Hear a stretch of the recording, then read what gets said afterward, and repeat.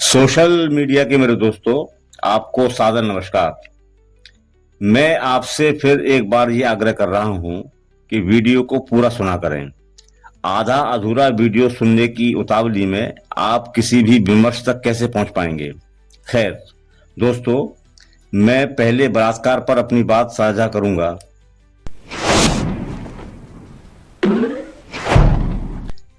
BA करने के तुरंत बाद 1988 से मैं तत्कालीन बहुचर्चित पत्रिका मनोहर कहानियां से जुड़ गया था।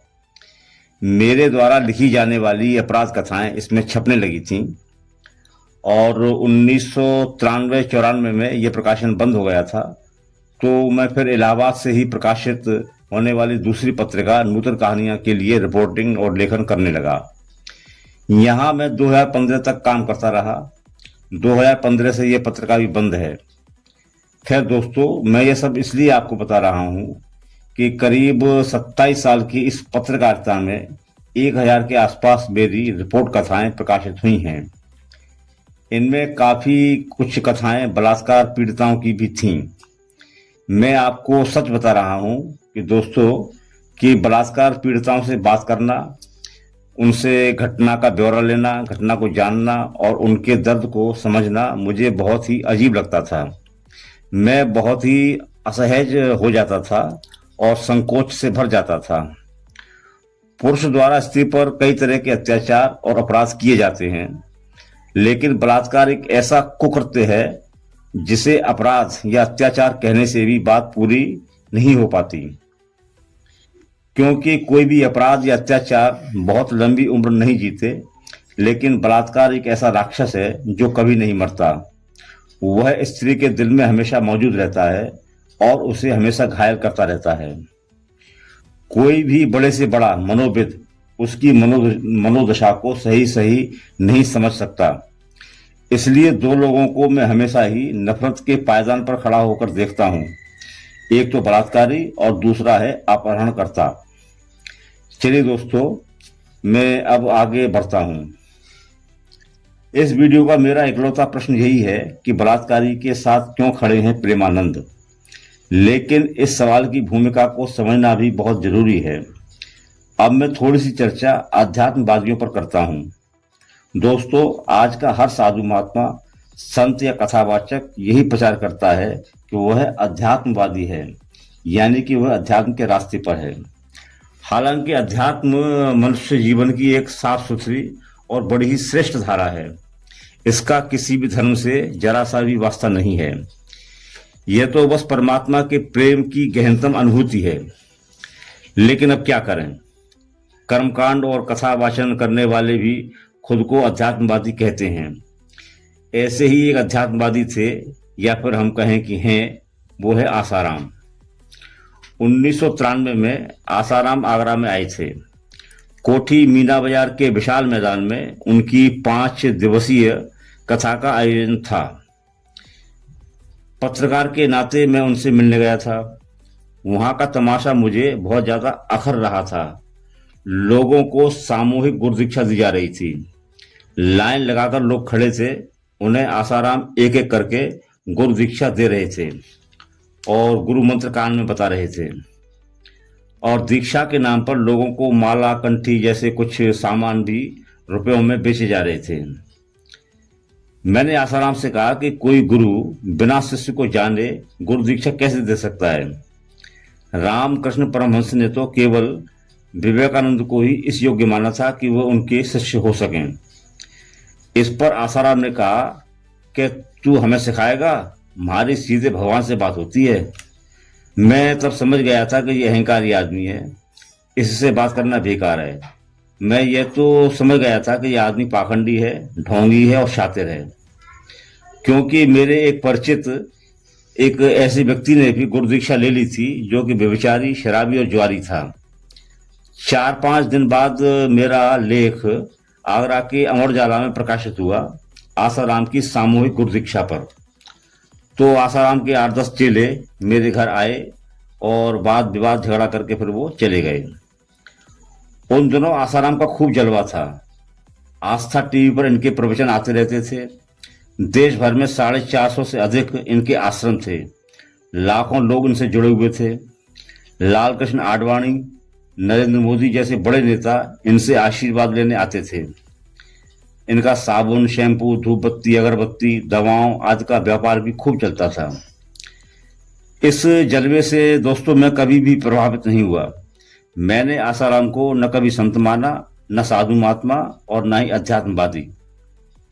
बेहद अफसोस मुझे तब हुआ जब प्रेमानंद ने आसाराम को एक ऐसा आध्यात्मिक गुरु बताया जो ईश्वर का दूत है। दोस्तों, चर्चा पर मैं आऊंगा, पहले आसाराम पर ही कुछ बातें और कर लेते हैं। वर्ष 2013 में आसाराम पर एक मुकदमा दर्ज हुआ था बलात्कार का। इसी साल इनके कपूत नारायण साईं पर भी इसी आरोप पर मुकदमा लिखा गया था। 2019 में नारायण साईं को बलात्कार का दोषी पाया गया और अब वह आजीवन कारावास की सजा काट रहा है। खैर दोस्तों, मैं यहाँ नारायण साईं पर नहीं, केवल आसाराम पर ही चर्चा कर रहा हूँ। तो आसाराम पर केस चला और 5 साल केस चलने के बाद 2018 में इस धूर्त पाखंडी पर बलात्कार का दोष बाकायदे सिद्ध हुआ। जोधपुर अदालत ने नाबालिग लड़की से बलात्कार के अपराध में आजीवन कारावास की इसको सजा सुनाई। तब से आसाराम जोधपुर की जेल में है। अच्छा दोस्तों, अंधभक्त जो है वो राजनीति में ही नहीं बल्कि धर्म में भी बहुत होते हैं। ऐसे ही कुछ अंधभक्त आसाराम के भी हैं। एक अंधभक्त ने जब प्रेमानंद जी के पास अपनी अंधभक्ति का रोना रोया तो सुनिए प्रेमानंद जी ने क्या कहा। मैं यहाँ आपको वीडियो क्लिप दे रहा हूँ, सुना रहा हूँ। दोस्तों, हो सकता है कि वीडियो अपलोड करने के बाद इस क्लिप पर कॉपीराइट आ जाए, तो मुझे वीडियो क्लिप की आवाज बंद करनी पड़ेगी। इसलिए मैं डिस्क्रिप्शन में इस वीडियो क्लिप का लिंक भी दे रहा हूँ, आप इस क्लिप को सुन लीजिएगा। आसाराम बापू जी से नाम दीक्षा ली थी। मेरा भजन अच्छा चल रहा था, पर उनके जेल जाने के बाद मेरी श्रद्धा पर आघात हो गया। हाँ, ये बाहरी बात है। बाहरी बात इसलिए हम कहते हैं कि भगवान का लीला विलास चलता रहता है ना। इस बात पे जाओ कि वो जेल में है। जेल में तो क्या, जेल में तो ठाकुर भी पैदा हुआ था, मथुरा में जेल में तो पैदा हुआ। कोई बात, ये सब चलता रहता भगवान की माया। आप अपने मार्ग को पुष्ट करें। अश्रद्धा करने की कहीं भी कोई गुंजाइश नहीं है। बिल्कुल भगवान अपने आप से अपने आप में खेलते हैं। हमें ये भावना करनी है कि आसाराम मेरे राम है, मेरे ठाकुर है। वो चाहे बाहर खेले चाहे भीतर खेले, वो चाहे माया का खेल खेले चाहे ब्रह्म का खेल खेले, मेरे लिए वो भगवान है। दुनिया की दृष्टि एक अलग है। अब आगे इतना सोच के आगे बढ़ो, हम तुम्हें हाथ पकड़ के आगे ले जाने के लिए तैयार। दोष दृष्टि नहीं, अगर कहीं भी दोष दृष्टि होगी तो हम आगे नहीं बढ़ पाएंगे। ये हमारी शर्त है। हम चले कि मेरे भगवान आपका लीला विलास हो। अब मुझे आप खैर, तो प्रेमानंद जी जो हैं वो आसाराम के अंधभक्त से कह रहे हैं कि अपने गुरु के प्रति पूरी श्रद्धा रखो। उनका जेल जाना कोई बड़ी बात नहीं है। जेल में तो कृष्ण का भी जन्म हुआ था। तुम यही मानो कि आसाराम मेरे राम हैं। आसाराम तो भगवान हैं। भगवान कभी कभी अपने आप से भी खेल खेलते हैं। वो चाहे माया का खेल खेलें चाहे ब्रह्म का खेल खेलें, वो चाहे संसार में बाहर खेल खेलें चाहे जेल के अंदर खेल खेलें, तुम उनमें दोष की दृष्टि मत रखो। गुरु को साक्षात भगवान मानो, तभी तुम्हारा कल्याण होगा। मैं हैरान हूं दोस्तों कि प्रेमानंद उस बालिका से कोई हमदर्दी नहीं रखते जिसका बलात्कार हुआ था।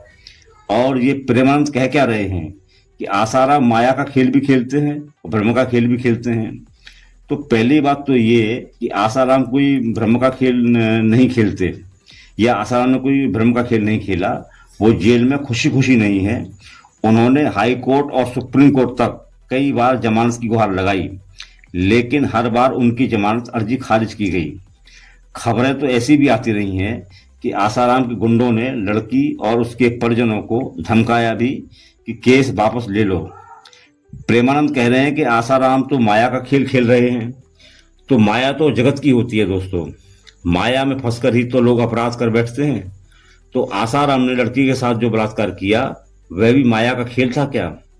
बेहद अफसोस की बात है कि प्रेमानंद आसाराम का बचाव क्यों कर रहे हैं। वो एक बलात्कारी के साथ क्यों खड़े हैं?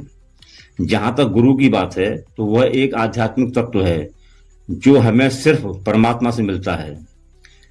कहा गया है कि कृष्णम वंदे जगत गुरु, मतलब कि कृष्ण यानी कि परमात्मा ही इस जगत में गुरु हैं। वे हमारे भी गुरु हैं जो कि हमें ज्ञान का प्रकाश देते हैं।